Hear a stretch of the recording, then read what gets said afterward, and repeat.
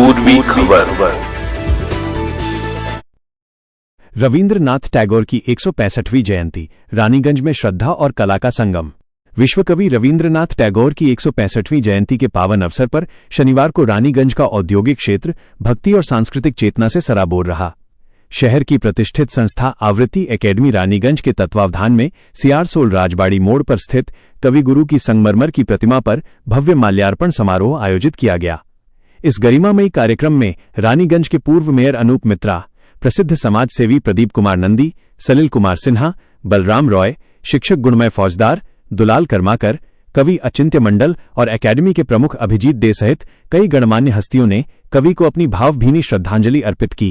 श्रद्धांजलि के पश्चात एकेडमी के विद्यार्थियों ने एक विशाल सांस्कृतिक जुलूस निकाला, जो सियारसोल अनाथ काली मंदिर के समीप चरमथा चौराहे पर जाकर संपन्न हुआ। इस यात्रा के दौरान कला के प्रति सम्मान प्रकट करते हुए एकेडमी के सदस्यों ने गोल्डन जुबली स्टेज के पास स्थित विद्रोही कवि नजरुल इस्लाम की प्रतिमा पर भी माल्यार्पण किया। एकेडमी के निदेशक अभिजीत डे ने बताया कि संस्था प्रतिवर्ष इस दिन को कवि प्रणाम समारोह के रूप में मनाती है, जहां छात्र दिनभर काव्यपाठ और सांस्कृतिक प्रस्तुतियों के माध्यम से टैगोर की विरासत को जीवंत रखते हैं। উপস্থিত হয়েছি আবৃত্তি একাডেমি দ্বারা আয়োজিত রবীন্দ্র জন্মোৎসবে এই আবক্ষ মূর্তিতে মাল্যদান এবং অনুষ্ঠানের জন্য। আজকে রবীন্দ্রনাথের জন্মদিন। রবীন্দ্রনাথ ছিল হচ্ছে আমাদের বাংলা কেন, সারা ভারত কেন, সারা বিশ্বের একটা রন্ধ্রে রন্ধ্রে সাহিত্যিক কবি মধ্যে জড়িয়ে আছে। আবৃত্তি, কবি, সাহিত্যিক সবার মধ্যে একটা অনুপ্রেরণা জুগিয়ে রেখেছে রবীন্দ্রনাথ ঠাকুর।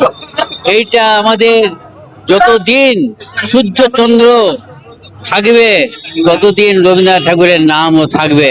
রবীন্দ্রনাথ ঠাকুর বিশ্বের কবি ছিলেন।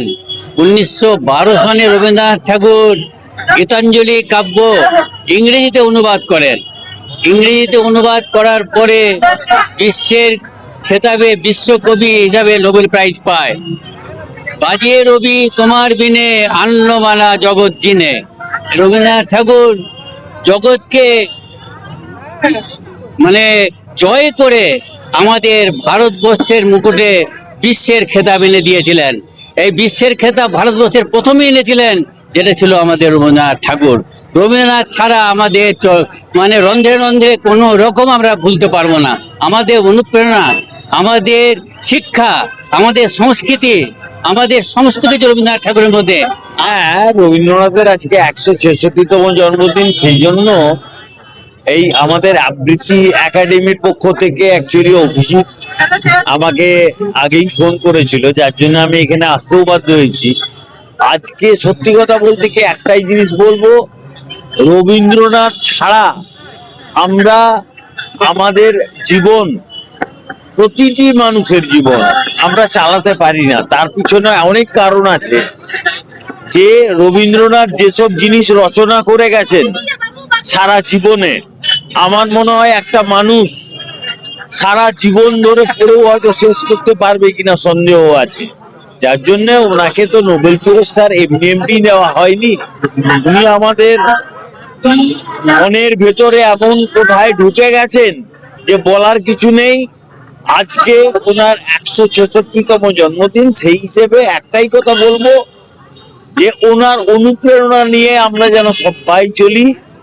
আমরা কি করে দেশকে এগিয়ে নিয়ে যাওয়া যায় সেটা নিয়ে উনি অনেক কিছু বলে গেছেন, সেটা নিয়েও আমাদের চিন্তা ভাবনার ব্যাপার আছে। আমরা সবাই সেটা নিয়ে যেন চিন্তা ভাবনা করি।